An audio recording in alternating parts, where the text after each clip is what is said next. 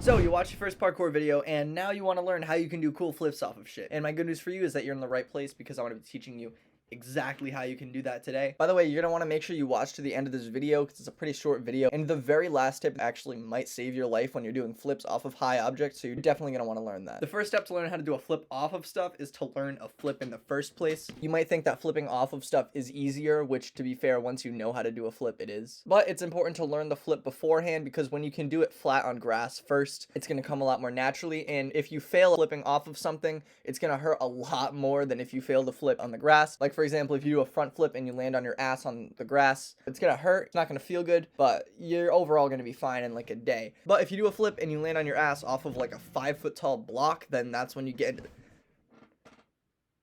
What the fuck?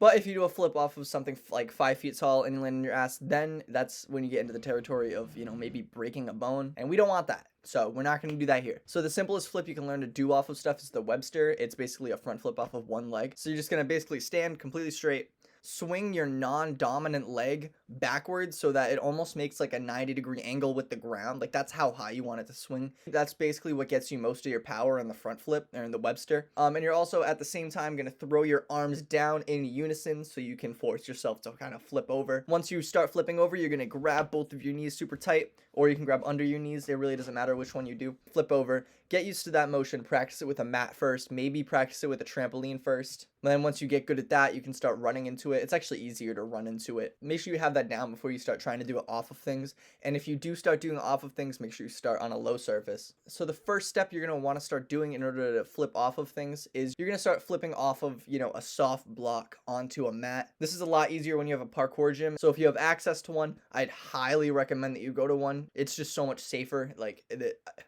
I can't even put to words how stupid it would be to train without a parkour gym if you have access to one. But for those poor people out there who don't have access to a parkour gym, maybe you live in the middle of like fucking Siberia or something like that, or Ohio, I don't know. If you don't have access to a parkour gym, then the next best kind of way you can do this is if you have a trampoline, that can be nice. And then also if you have like a leaf pile, a sand pile is good. Grass, if it really comes to it, is fine. But yeah, find the softest surface you can flip onto. The next step for flipping off of high objects is to make sure you're kind of letting your form slip so you're not tucking as much as you would if you were just doing a normal flip on ground.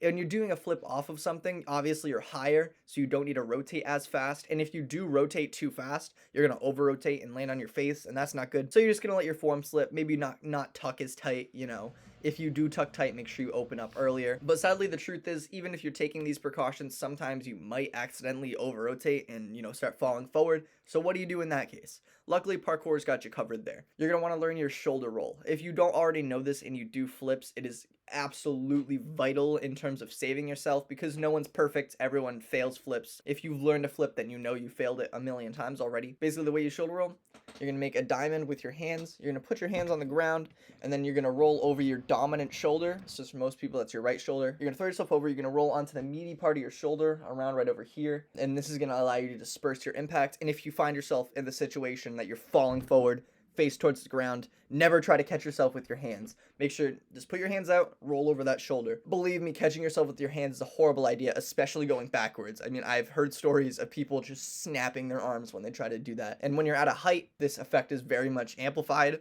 You have a higher chance of hurting yourself like that, so just don't do it. Learn your shoulder roll and your back roll. The shoulder roll is not just useful for fixing mistakes. Once you get to a high enough height, you're not going to be able to land like directly on your feet. You're not going to stay standing. You're going to have to, roll to disperse your impact. So once you get to a height of once it's above your head, you want to start shoulder rolling out just to prevent ankle damage, knee damage, breaking your leg, all that good stuff. If this is your first time doing flips, and I've already taught you the Webster today, but to be honest, the Webster's a pretty basic flip and it gets boring quickly. So just to get into some other flips you can do off stuff, you can go watch this video right here.